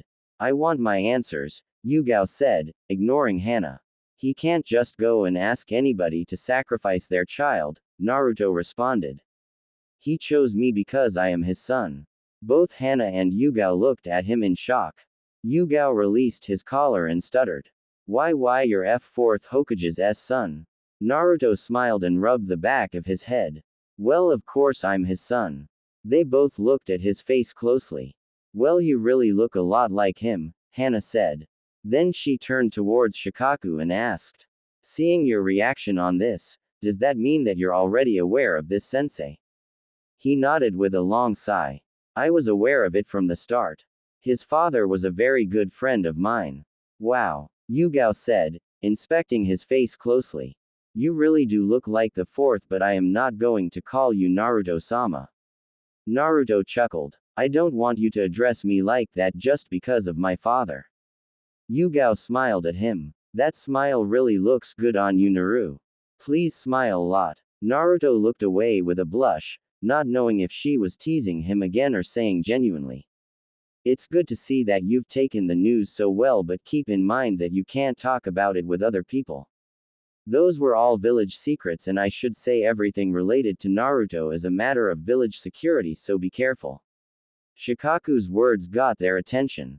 And I was going to tell my mother that I'm on the same team with 4th Hokage's son, Hana muttered. Shikaku looked at her. I don't think you have to tell her anything, she's already aware of his heritage. How does she know? Hana asked in shock. Most of the clan heads are aware of his parents' identities. We were all friends coming from the same class, and his mother was on the same team with your mother and a very good friend. Shikaku informed them. Really? Hana spoke in excitement. So that's why she's always keep telling me to invite Naruto to our home. Well, that's enough for today, Shikaku said. I'm going now. I expect you guys to be ready tomorrow for your first team assignment. He waved goodbye as he walked out the door. I should also get going. I have pick up my little brother from the academy. Hana said, leaving Naruto and Yugao. Yugao looked at Naruto. I don't have anything to do, you wanna go out for a walk? I don't see anything wrong with that, Naruto responded with a shrug. It was another beautiful morning in Konohagakure and the newly formed Team 12 members waited at the training ground for their lazy sensei to arrive. Today would be their first mission as genin. Hana and Yugao were talking excitedly with each other and speculating about what kind of mission they would get, but Naruto stood quietly, his eyes closed, enjoying the morning sun on his face. After relieving such a heavy burden the day before when he had revealed one of his secrets to his teammates, he felt relaxed and lucky to have met people like them. Even after they had learned that he held the Kyuubi no Kitsune within himself and was the son of the fourth Hokage, they still treated him like they always had. He hadn't told them everything about himself, but that would come in time. The important thing was that he now felt that he could trust them with anything. Naruto-kun, Hana said. Naruto opened his eyes and looked at her as she spoke. So what kind of mission do you think we'll be getting today? I don't think they'll give us anything important or dangerous on our first day, he responded calmly. Don't be silly Naru, you'll see, we'll be doing a dangerous mission, Yugao said with a small smirk. We're shinobi now, not academy students, and we can handle some serious stuff. But don't worry, I'll be there to protect you if anything happens. Naruto shook his head but didn't respond to her. Then Hana continued, you know Naruto-kun, I had a talk last night with my mother. What does that have to do with me? Naruto asked her. Hana narrowed her eyes at him playfully. You still kept a lot of things hidden from us yesterday. Yugao looked at her with a confused expression. What things are you talking about? Naruto asked. I talked about what you told us yesterday and asked a bit about your mother, Kushina Uzumaki, and my mother told me that she was the granddaughter of the first Hokage Hashirama Senju, Hana said. That makes you his great-grandson. What? Yugao said in shock and looked at Naruto. Why you're also related to the first Hokage? I don't think that's anything important, so I didn't mention it, Naruto responded calmly. Hana looked at him with a smile. I know that you have lot more secrets. But I just wanted to tell you that we understand and will wait for you to tell us more about you whenever you're ready. Naruto leaned his back against the training post and closed his eyes. So that's what you meant, when you said yesterday that you want to live up to your ancestors' names, Yugao muttered. You're so hard to figure Naru. Naruto didn't respond and a few minutes later, Shikaku arrived in a shunshin and greeted them lazily. Good morning brats, you're pretty early. At least you could show some excitement sensei, Yugao muttered in annoyance. We're going on our first ever mission today. Troublesome, he said in reply with a shrug of his shoulders. Anyway, let's get going. We have a long day ahead of us. Mission Office. Team 12 reporting for duty, sir. Shikaku spoke, coming to stand with his team in front of the Hokage, who was sitting with his advisors. He was really looking forward to this and couldn't wait to see the reaction of his genins, as during the whole walk Hana and Yugao had only talked about how they were going to fight some enemy shinobi or guard some important person. Oh how he was going to love those shocked faces when they came to reality. Ah Team 12, so you guys are here for your first mission today. The Hokage looked at each one in turn and settled on Naruto with a smile. But before that, I would like to have a talk with you both. The Hokage looked at the girls seriously, getting their full attention. Your sensei told me that Naruto shared some of his secrets with you and I am very proud of you both on how you handled the news. I also hope that you will not mistreat his trust in you and will keep it a secret from others. We understand Hokage-sama. Naruto is very dear friend and we are happy that he trusted us with such a big thing and we will never do anything which puts him or our village in any danger, Yugao responded, and Hana nodded in agreement, getting a gentle smile from the elderly Hokage. I am happy that Naruto was able to make such wonderful friends, he continued. Anyway, coming back to your mission, let's see what we have. We have a request to babysit one of the council members' grandson, or walking dogs, or cleaning the river. As he went through the mission requests, the genin stared at him with wide eyes, as if he had grown a second head. Shikaku could tell by their faces exactly what they were thinking. They were ninjas now, surely the Hokage must be jockeying with them. They weren't going to do that kind of work. I think there must be some kind of mistake, Hokage-sama, Yugao interrupted. Hiruzen raised an eyebrow with an amused expression and Shikaku smirked. I mean, we are shinobi now. Surely we're not going to do those kinds of missions, right? I don't see anything wrong with it, Yugao-chan. These are all missions that will be assigned to the genin teams, the Hokage responded calmly. But how can they be called missions? Yugao stuttered. Anybody can do those. Don't question people who are superior to you, genin. You will do whatever mission you're ordered to do, without any questions. Kaharu, who was sitting next to the Hokage, scolded Yugao. Yugao looked down and apologized.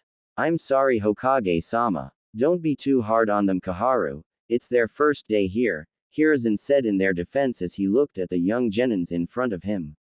These D-rank missions are assigned to every new genin team to build up their teamwork, and they also help increase village economy, so you see that they are very important.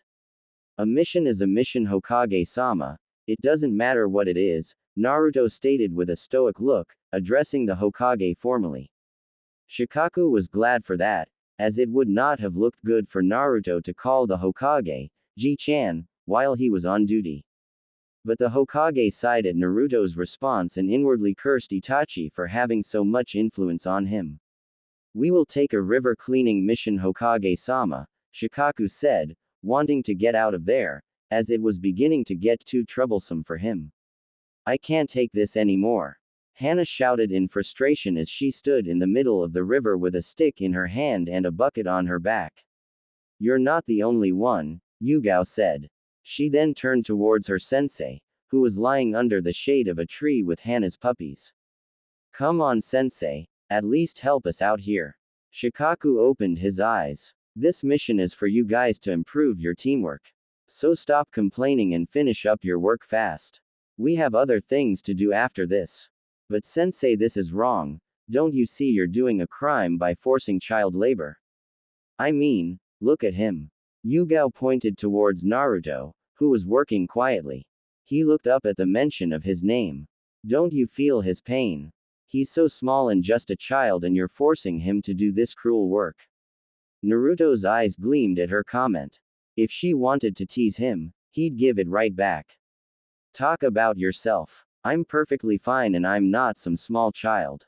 I'm a shinobi. Oh right, you're a shinobi now, but you're still a small child. She pointed towards his height and grinned. Naruto glared at her. Until then, he had been working quietly and having a great time listening to all the complaining his two teammates were doing.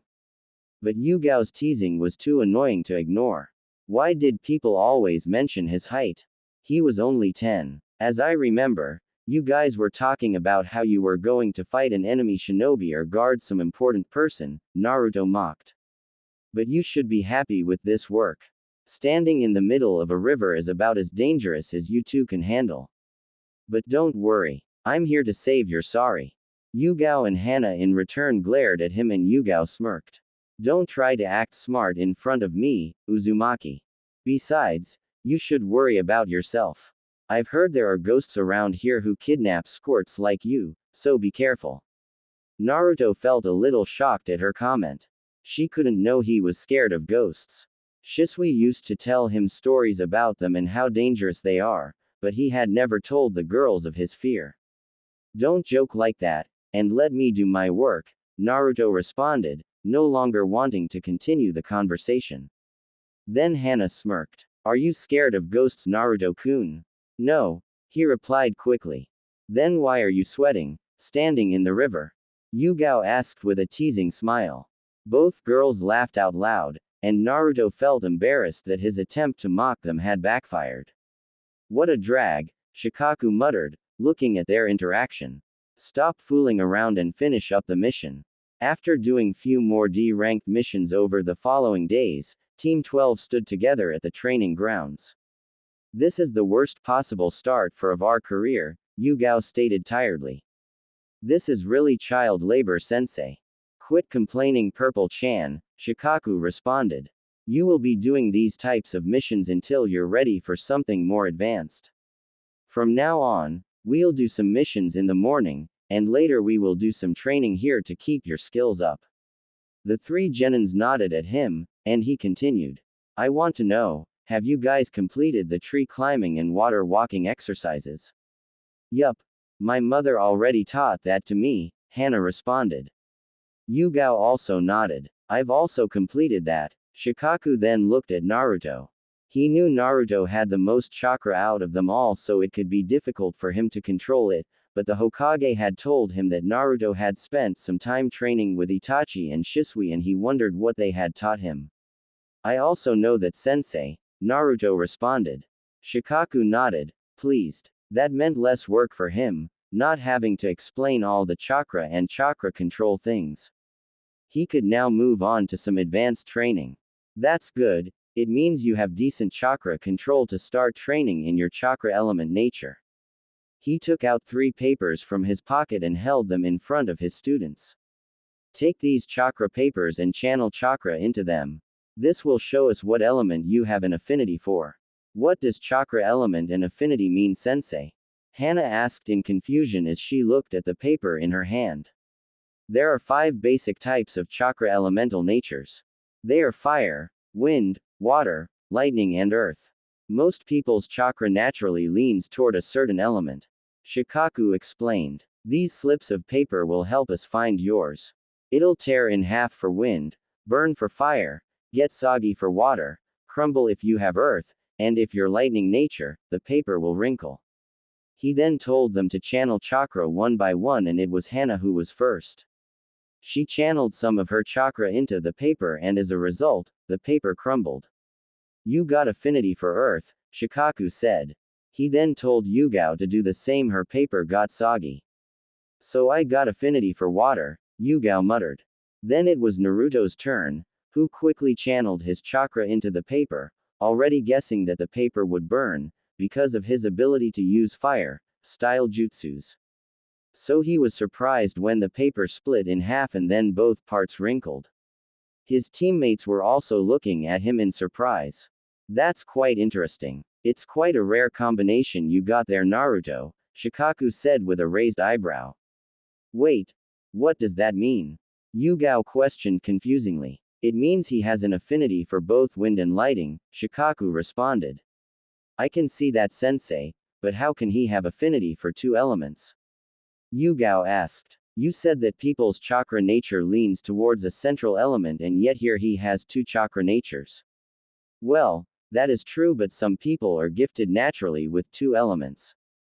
You can also develop your second affinity by training in it, and you can also do jutsu of other elements, but that will take too much chakra out of you at your stage. Most Junin have 2 chakra natures, as it is one of the requirements for becoming a Junin.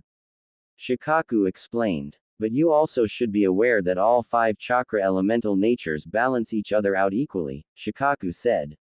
How? Hana asked. To put it simply, fire, water, lightning, wind and earth each have an elemental advantage and disadvantage connecting them to the other elements, Shikaku explained. For example, fire is stronger than wind, but at the same time, it's weak against water. Each element has an advantage over another and is weak to another. Ah, this so complicated, Hana said, rubbing her forehead. You guys wanted something interesting today, so I decided to give you something, so don't bother me with it. Shikaku shrugged. I shouldn't be even teaching you about this. Many shinobi don't even start their elemental training until their chunin level. But you guys have enough chakra, so I decided to go with it. Sue, what are we going to do now, sensei? Naruto asked. Shikaku just shrugged his shoulders. Unfortunately for you guys, I am not a ninjutsu specialist, so I will have to arrange something for you all. But don't worry, I will get some low-level jutsu tomorrow for you to start with. Also, I am going to apply some weight seals on you 3, so you will do your daily missions and training with the seals on, Shikaku added. It will help to increase your speed and improve your chakra control. He then applied the seals on them and activated them. At their activation, the genins suddenly struggled to stand straight. I think you're trying to kill us, sensei. At least show some mercy on us, Hana muttered. You'll get used to it in time, Shikaku said. Don't you want to get strong? Now come on, give me 20 laps of the field. You are crazy, Yugao and Hana muttered at the same time. Naruto was also having a little difficulty but not as much as the other two. Itachi and Shisui had used some weights before for him to train. But these were much heavier, he realized, as he joined his teammates in the run. Some hours later, the three genins were sitting and relaxing quietly after their hard workout session. After running, they had done some shuriken jutsu practice, some taijutsu training, and then decided on their team formation. Ah, I am so tired, Hana muttered. You all did well today. Get used to this from now on. This will be our daily schedule, Shikaku told them and got a glare from Hana and Yugao in return. Naruto looked up at the sky and realized that it was already evening and the sun was going to go down soon. He stood to leave. Where are you going, Naru? Yugao asked. The sun is going to set soon, he answered. So I'm going to enjoy the view as I have nothing else important to do right now. His teammates and sensei looked at him in surprise. Well then, can I come with you? Hana said. I also don't have anything to do now. Naruto thought for a moment and then nodded. Hana grinned at him then looked at Yugao.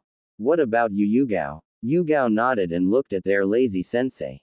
Come on, sensei, come with us. Troublesome, Shikaku muttered before accepting their offer. It would be good bonding time. Hokage Monument. Wow. Both Hana and Yugao said in awe at the view before them. They were standing on the fourth Hokage's head looking out at the sunset as it ignited their whole village into a fiery work of art. This is so beautiful. I have never seen anything like this in my life, Yugao whispered. I always used to come here with the Hokage to enjoy the view. It's always peaceful here and it's the only place I can talk to him, Naruto said, looking at great stone face of his father. Shikaku and his teammates smiled in response. Shikaku was enjoying the time as well. Just leaving every troublesome thing behind while relaxing was exactly the kind of thing he liked to do. Can I ask you something, Naruto? Yugao said, breaking the silence. Naruto looked at her and nodded. Why didn't you ever talk much in the class? She asked. Naruto thought about his academy days.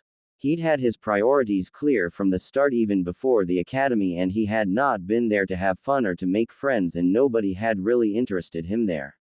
To him, all the other students had seemed to have it so easy and knew nothing of the outside world. He looked at her. There was nothing to talk about and nobody understood me there. They were all living in their fantasy worlds, thinking nothing was wrong in this world. They were not doing anything wrong with that, Shikaku said. That's what they were supposed to do and that's what you were supposed to do. That's why we have an academy to let students make friends before becoming ninja. Then why did you start to talk and hang out with us? Hana asked. Naruto chuckled a little before saying. You guys were the first ones who came to me to talk without crumbling or just telling me how strong I was or how cute I was, or asking me out on a date. Which girl in her right mind would like to go on a date with you? Yugao muttered, earning a glare from him. Are you serious? Hana said with a surprised look. Naruto nodded. Why did you want to become kunoichi? I am not from any clan and even in my family not many people became shinobi, Yugao answered. Only my father and grandfather were shinobi. I'm actually the first ever kunoichi from my family. So I wanted to become as strong as possible so I can make my parents proud of me. I also wanted to become a kunoichi to make my mother and my clan proud of me, Hana said. Naruto nodded, not really surprised by their responses. He had already heard that kind of thing from others as well. But at least they were serious with their training and careers. You know, you always say that you want to become Hokage. But you never mentioned any particular reason. Yugao said. Is it because of who your ancestors were and wanting to live up to them? Naruto hesitated to tell them his real reasons. The last time he had told his dreams to his former classmates, they had laughed at him. He wondered if his teammates would understand him. That's not totally wrong. I want to live up to my predecessors' names. But my main reason is that I want to stop all the fighting in this world. His answer seemed to surprise his teammates. What do you mean by that, Naruto? Shikaku asked. Naruto looked ahead towards the setting sun and thought for a moment before he spoke. I may not have seen any war or anyone dying in front of me. But I know war brings meaningless deaths and suffering. Shinobi kill each other in the name of the village. But to stop that I need power, and the people only listen to those who have power. So I want to be the greatest ninja ever, great enough that I can erase all meaningless fighting from this world. And being Hokage will give me the power to do that. I'm surprised to hear you talk so mature, Shikaku said. You're only 10 and yet you talk of the shinobi world as if you've experienced it. Yeah, you sometimes talk really weird, Yugao said. It's very hard to figure you out. The moment I think I understand you, you go and say something like this. Naruto chuckled a little, but there was some bitterness in it. I can totally agree with you on that, Yugao, he said. I don't even know myself up till now. I am still trying to figure myself out. Am I the Jinchuriki of the Kyuubi, just a village weapon to be used in war, or am I Naruto Uzumaki on whom some people trusted what they had left behind? He spoke bitterly. So many people expected great things from him, and it felt like a burden. Stop talking nonsense, Yugao said, glaring at him. I told you before, it doesn't matter if you have a Kyuubi sealed in your gut or if you're the son or great-grandson of the Hokage. You're still your own person, you have your own life in front of you to do what you want, nothing is written in stone and everyone carves their own path. And stop putting so much pressure on yourself because of your family name. The Naru I know will never crack under any pressure. He can overcome anything. Naruto looked at her in surprise and then smiled a moment later. When did you become this smart, Purple-chan? Hana and Shikaku smiled at them. Alright, that's enough, it's getting late, Shikaku said. Go and rest, you will have a busy day again tomorrow. He wanted to leave as soon as possible because he had some very important topics to discuss with the Hokage. Don't be late tomorrow, he added before vanishing in the leaves. The genins looked at each other and then bid each other good night before going their separate ways. Hokage office. I'm concerned and alarmed by Naruto's thinking, Shikaku said to the Hokage a few minutes later. These should not be the thoughts of any 10-year-old child. It's not good for Naruto to have these kinds of thoughts. Hokage was troubled at his words. This is indeed troubling Shikaku. Yeah, he is feeling too much pressure because of so many expectations, Shikaku said. Keep an eye on him, Shikaku, and don't let him do anything unnecessary. Hiruzen said. I am worried that Danzo might make a move on him. He always kept a close eye on his progress.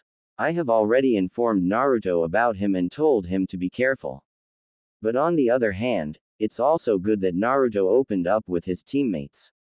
After the death of Shisui and Itachi going rogue, he has started to act cold and has been closing himself off from people around him. It is good to see that he is overcoming that. Also, his teammates are very understanding, Shikaku said. They tease him, but underneath it all, they always support him. I think they are good for him. Yes, indeed, I am certain now that my decision to put him on a team with those two was the right one. Hiruzen commented with a satisfied smile on his face. Well, that's all I wanted to discuss with you, Shikaku said with a bow. I will be taking my leave now. Hiruzen nodded. Please look after him, Shikaku. Don't worry, I will. Shikaku responded before exiting the office and leaving the elderly Hokage alone. It's been 2 months since Naruto graduated from the academy and started doing missions as a genin. His relationship with his teammates has also grown deeper over the time. Of course, Hana and Yugao hadn't stopped making fun of him whenever they got the chance, but Naruto still felt that his team was perfect for him. They always managed to execute their missions without any fuss, and he was glad, because he had no intention of failing. Although he was a little irritated that his team hadn't been sent out on any particularly difficult missions yet. In fact, thinking back on his time as a genin so far, the only difficult mission he could think of was when his team had been assigned to guard a businessman and they ended up facing a group low-rank missing ninja from the Mist Village. Naruto knew that if he was going to become strong and rise up in the ranks as soon as possible, he would need more challenging missions. Because of that, he spent all his free time pouring his heart into polishing his skills under the supervision of his Junin sensei. At the present moment, he was walking with his teammates and sensei back towards their village. They were coming from yet another successfully completed mission. At least the mission had been important, if not difficult. They had been assigned to guard the daimyo of the Land of Fire back towards the capital. The village of Konohagakure was within the territory of the Land of Fire, and the ruler of the Land of Fire was the daimyo. But although the village was located in the Land of Fire, it functioned semi-autonomously, with an independent government structure that had the Hokage at the top. On paper, the daimyo of the Land of Fire was ranked above the Hokage, but currently the land's military power rested with the ninja of Konoha, so the relationship between the two was more like an alliance of equals rather than master and servant. The Land of Fire's daimyo visited Konohagakure annually. This regular event was important for both sides, and had been faithfully held even during the Great War. This mission was a waste of time, Hana was muttering. I was expecting some kind of action in this. Shikaku sighed. The lands have all relaxed now that this is not the war time, so travel between nations is much safer than before, which is why the village can assign this sort of mission to a genin-cantered team. It was still boring, we just wasted our time, she replied with a pout. Guarding the daimyo was a very important job for us, Shikaku said. This time Yugao looked at their sensei with a deadpan stare. How was that mission important to us, sensei? There was still an Anbu squad keeping their eye on things from the shadows. And the daimyo even had his own 12 guardian ninja to protect him. We were just a formality in that mission, nothing more, Naruto stated. Well, if you guys want to put it like that, then yes, Shikaku said with a shrug of his shoulders. The roads are quite safe since the end of the Great War, so a team that has distinguished themselves as the most promising genin team is assigned to guard the daimyo each year. So you guys see, you should all feel proud that the village higher-ups acknowledge our team as the best. Well, if you put it like that, then I don't see anything wrong with it, Naruto responded. Shikaku rolled his eyes. It might be best if we pick up our pace.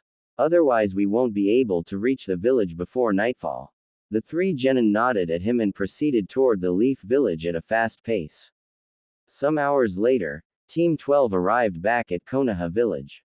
It was still early evening, and after they reported at the main gates of their arrival, they went straight towards the Hokage office to file their mission report. Hokage office. So the trip went without any incident, Hokage said. Yes, nothing major happened, other than some bandits, Shikaku said. But nothing my team couldn't handle. The daimyo was also very pleased with the service he got. Hiruzen nodded and smiled at the genins. You all did well. Guarding the daimyo is a very important task to be assigned to, and your payments will be transferred to your accounts. Now go and rest a little. But come to my office tomorrow early because I have a very important mission for you. The team nodded and bowed before him in respect before exiting the office. What a tiring day it was, Yugao muttered as they walked toward their usual barbecue shop to get something to eat. Their sensei was following behind them with his hands in his pockets. Just then, someone blocked their path by standing in front of Naruto, and Shikaku was immediately on guard. It was a man Naruto had seen with the Hokage many times, but something about him gave off an ominous feeling of darkness that put Naruto on guard too. So are you the Naruto Uzumaki that I've heard so much about? The man asked, looking down on him. The right side of his face was covered by bandages. He was clad in black, but his arm from his left shoulder was exposed, revealing the white robe he wore underneath. His left eye alone glared down at Naruto. Unflinchingly, Naruto met the man's sinister gaze. Behind him, his sensei eyes were narrowed and his other two team members were bristling with tension. "You are a bearer of bad luck, boy," the man stated without any emotion. "Bad luck?" Naruto asked, his face equally unreadable. "Your birth led to the village destruction and even led to your parents' deaths." The man then pointed toward Naruto's stomach. "Chaos will follow you throughout your life. That is your destiny and you can't change it. Chaos will follow you throughout your life." Who exactly was this man? Naruto thought. "What do you want, Danzo?" Shikaku said, glaring at him. "I just wanted to meet young Naruto here since I've heard so much about him." As Danzo spoke, his eyes didn't leave Naruto. "They say you're the most talented and gifted shinobi, one who only comes once in a generation. I have a question for you, Naruto Uzumaki." Naruto looked at him silently and waited for the man to continue. 10 of our brethren have been shipwrecked," Danzo said. "One of them has caught a nasty, infectious disease. If he is allowed to live, the other 9 will also get sick and die. If you were the captain of that ship, what judgment would you hand down?" Without hesitation, Naruto offered a response. "No matter what happened, the one who is sick is destined to die. If I were the captain, I would think that my first priority would be to save the lives of the other 9. I would choose to kill the one and save the 9. A bold smile crossed Danzo's face. A very unambiguous response. He moved toward Naruto and whispered as he passed. "I look forward to the day we meet again, Naruto Uzumaki." Naruto felt the malicious echo of the man's voice sully his heart with darkness. "Naruto," Shikaku said, bringing Naruto out his thoughts. "I don't like that man," Yugao muttered, looking at Naruto in concern. "His chakra made me feel sick." "Who was he, sensei?" Hana asked. "I had seen that man in Hokage's office and he gives me the shivers." "Danzo Shimura," Shikaku said, his voice dark as he looked at the man's departing back. "He's a close aide of the 3rd. Danzo's words lingered in the air and Naruto felt a sharp pain in his chest. Placing a hand where it ached, Naruto stared at the man's back as he walked away, until the pain disappeared. He turned to his sensei. "Sensei, what does he mean by, chaos will follow me throughout my life?" Shikaku looked at Naruto and put a hand on his shoulder. "Don't pay too much attention to what he said, Naruto. Just keep your distance from that man. Hokage-sama had already warned you about him, I think." Naruto nodded, but long after, still couldn't get Danzo's words out of his mind. This must be the Danzo that Itachi had once mentioned. Naruto suddenly became sure that this man had something to do with the Uchiha clan massacre. He continued his walk with his teammates toward the restaurant, but his mind couldn't shake the meeting. He had to find out more about that man. Hokage office. The next morning, Team 12 was standing in front of the Hokage building, waiting Shikaku. Finally, minutes later, their lazy Junin sensei arrived, and they all went inside to the Hokage's office to get their mission. Hiruzen smiled and greeted them. "Good, you're all here. As I said, I have a mission for you. Probably it will be something boring again," Yugao muttered in a low voice to her teammates. Hiruzen chuckled and spoke. "No, Yugao-chan, it's an important mission about village security, AB rank and bordering on A rank." Then he got serious and handed a file to Shikaku. Shikaku read the name of a person on the file. Mizuki, an academy instructor and a Chunin rank shinobi. What about him? A few months back, his 2 teammates died on a simple B rank mission, Hiruzen explained. Upon inspecting their bodies, we found there was no major injury which could result in their deaths, and we found that they both died by suffocating. This left us to suspect Mizuki was behind it, so without his knowing, we monitored his activities and found that he is providing secret information to the village enemy. This doesn't sound like a mission that genin should be involved with, Shikaku said. Hiruzen nodded. That is true, but all the Anbu and Junin I can spare are out of the village. As you know, with the loss of the Uchiha clan, our forces have been left weakened. Your team is the only other one that can handle this type of mission. So what do we have to do? Naruto asked, satisfied that they finally had what sounded like a challenging mission, even if it was only a B rank. Hiruzen looked at him. Investigate what kind of information he is supplying to the enemy and arrest him for his crime against the village. But make sure that he is captured alive for interrogation. So how are we going to go with this mission? Hana asked as they all stood at the top of the administrative building after the meeting. It's morning now, which means that Mizuki will be at the academy, Shikaku said. It gives us an opportunity to search his house. But we also have to keep an eye on him. Hana and I will go to his house. Naruto and Yugao will keep monitoring his movements from the shadows. The genins nodded in agreement. But don't make any move on him until I get back, Shikaku then said. A moment later, Shikaku gave the command and then vanished with Hana. A moment later, Naruto and Yugao moved towards the academy to do their part of the mission. Ninja Academy. Naruto and Yugao arrived near the academy and hid themselves in the trees so they could look inside the class through its windows. Iruka stood at the front of a group of 7-year-olds. Their target had white shoulder-length hair, with a slight blue to it, and green eyes.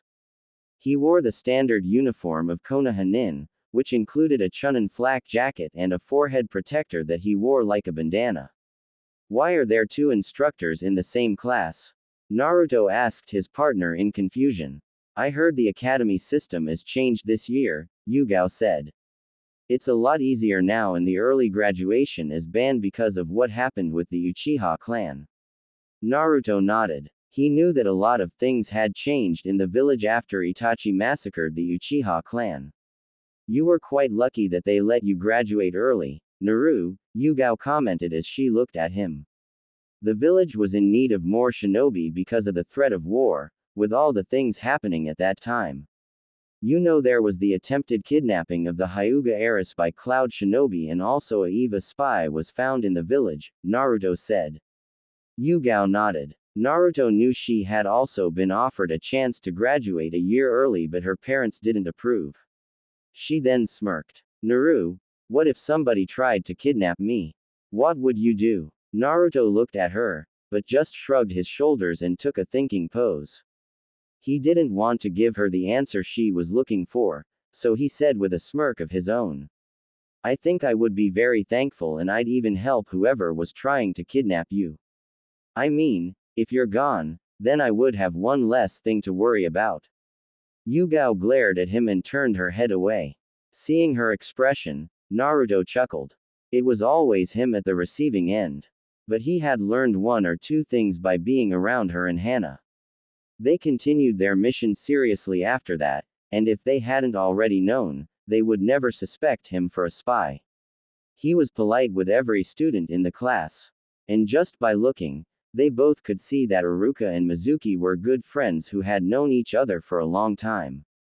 Half of the day went by just like that, both genin following Mizuki from the shadows, but they saw nothing that could highlight him as a danger for the village. But Naruto knew never to judge a person on appearance with the kind of world they lived in. Some moments later, the other two members of the team joined them, and Yugao asked, Did you guys find anything valuable?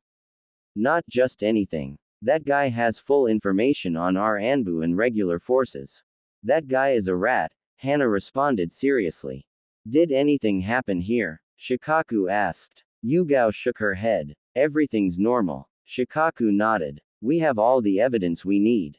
But we should also look into if he was working with someone from inside the village or if he was alone in all this. Now together, all four watched Iruka and Mizuki coming out to the academy grounds with all the students behind them. Hey sensei, that black-haired half-sleepy kid, standing with my brother, looks a lot like you, Hana pointed out. Troublesome. He is my son, Shikamaru, Shikaku informed them. They heard Iruka speaking to the kids and informing them of the rules of sparring. Iruka then started calling out pairs for the spar one by one. Alright, now Shikamaru versus Choji, please come forward. The genins up in the trees saw their sensei's son and a chubby-looking kid come forward to stand in the circle. As Iruka was going through the rules, the chubby kid raised his hand and said, "So sensei." "Yes, what is it, Choji?" Iruka asked. "The thing is, I really don't wanna fight against my friends, you know," the kid said. Iruka smiled. "Well, look Choji, this isn't like a fight. This is traditional shinobi hand-to-hand combat. Even our Hokage and those before him participated and became strong through sparring." As Iruka was giving his lecture, Shikamaru shrugged his shoulders and started walking off the field. "Yeah, look sensei, just go ahead and put that I won by being out of bounds, okay? Then you can move on to the next pair," Shikamaru said. "Hey, wait." Iruka tried to stop him. "You might be calling this fight training or whatever. But if there is gonna be a winner, then it's actually a match, and since that's the case, wouldn't it save you some trouble to decide who wins from the start?" Shikamaru spoke. The genins in the trees looked at their sensei. Yugao spoke. "He is your son sensei. He really doesn't have any motivation," Hana commented with a chuckle. "Troublesome," was the only response from Shikaku they got. Later, after nightfall, the team followed Mizuki as he walked toward the forest. They had already informed the Hokage of their findings and had been ordered to arrest Mizuki as soon as possible. Their plan was to ambush him in the forest, away from the village. Shikaku had told them they would be doing the arrest on their own, and he would be keeping watch on them from behind. As they moved deeper into the forest and came to stop at the clearing, they noticed another person was already there practicing. It was Iruka, and they realized that they couldn't make a move in front of Iruka. So they remained hidden, waiting for the right moment to strike. "Iruka, what are you doing here, at this time?" Mizuki questioned. Iruka turned around to look at him in surprise. "Oh, it's you Mizuki. I came to train here, but I'm just finishing now." He then went to sit on the nearby log. Mizuki sat beside him. "So how's the academy so far?" Iruka asked. "Are you enjoying your time there?"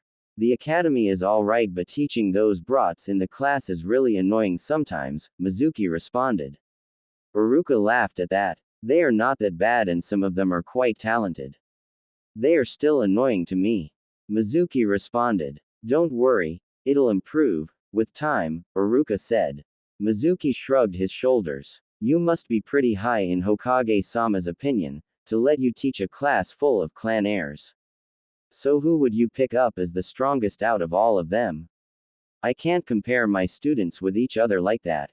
But if I had to pick one, I guess I'd go with one of the students from my last batch. I have never seen a student like him in my entire career, I can't even compare him with anyone else. He was in a league of his own." "Who was he?" Mizuki asked in surprise. "His name is Naruto Uzumaki. He graduated from the academy this year," Iruka responded, and even from their vantage point, the genin could see the hate radiating from Mizuki. But Iruka appeared not to sense it. "The Kyuubi boy," Mizuki said, his voice dark. Iruka's face registered surprise. This was also the first time Team 12 had heard him say something different than his normal polite way. "Don't joke like that, Iruka. He doesn't even deserve to be a shinobi. I don't understand why Hokage allowed such a thing like that to be won." Iruka stood up and looked at Mizuki in anger. "He is not a thing, Mizuki. He is a very kind-hearted boy, who had things hard while growing up, and he didn't even let other people's opinions affect him." Mizuki just waved him off. "You don't have to put up an act in front of me, Iruka. I understand, you just pretended that in front of the Hokage, to get on his good side. You had to be the one who hated him the most. After all, isn't he the one who killed your parents in the attack? But one day I am going to kill that demon, Iruka." As this was going on, Naruto continued to observe his target carefully. What Mizuki thought about him didn't matter to him. Mizuki was a traitor and Naruto was going to make him pay for it.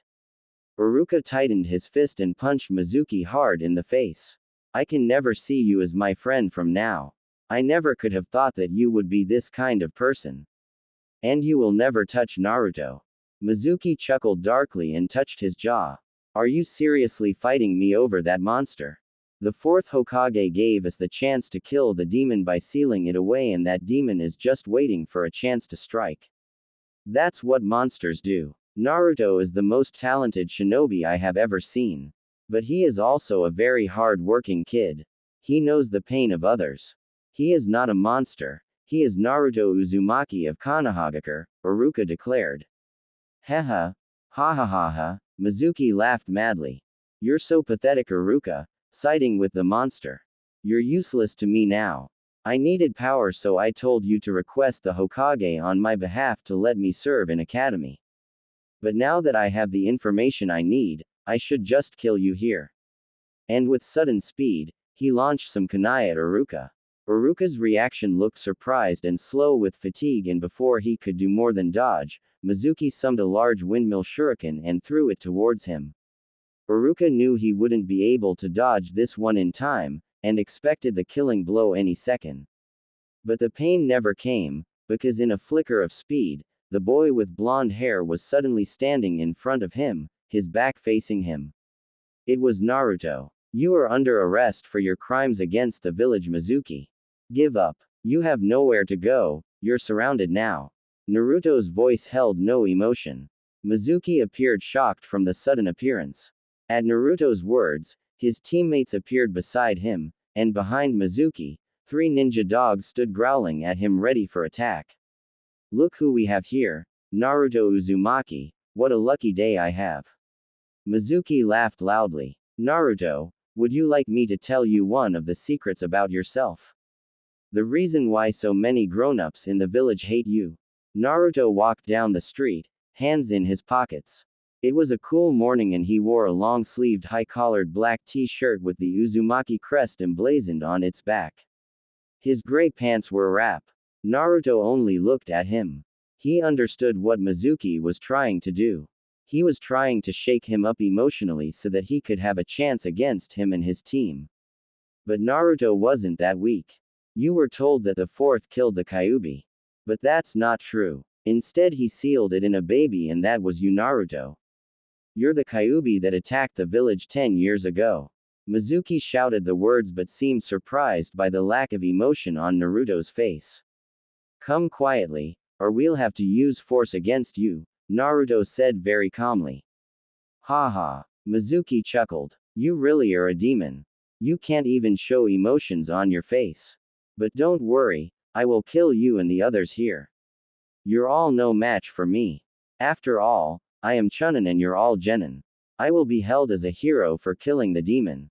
Surprising everyone, Mizuki suddenly launched shuriken after shuriken towards Naruto, who was surprised by the sudden attack and couldn't block in time. As countless shuriken stabbed him in every part of his body without pausing, Mizuki raced towards Naruto and drove a kunai into his belly, laughing loudly. Blood jetted out of Naruto's mouth, and the others could only watch in horror. Mizuki yanked his kunai out and took a half step back before immediately plunging it through the crown of Naruto's head. I killed the demon, he shouted with crazed laughter.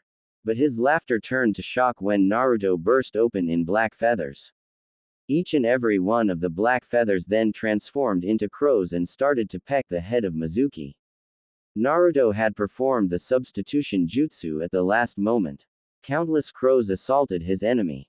Mizuki cried out, surrounded by a crowd of beaks so dense that there was no opening for him to flee. The enemy has been caught neatly in Naruto's clone technique.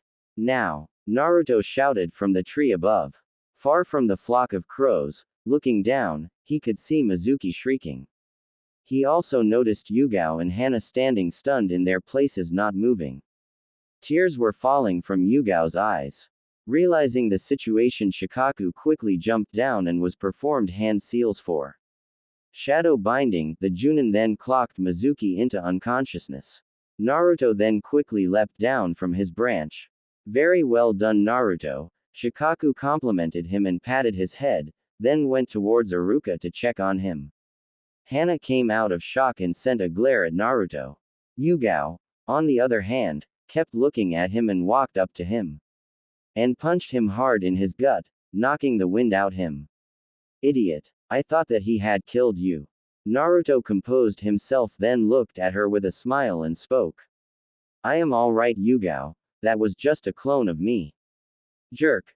Don't ever do something like that ever again. She muttered as she passed him. Then he also walked up to Iruka. Iruka smiled. You have gotten stronger from before, Naruto. Thanks for saving my life. It was no problem, sensei. I am happy that you're safe, Naruto responded with a small smile. Come on, let's get going. We have to report our mission to Hokage-sama, Shikaku said and supported Iruka to stand up.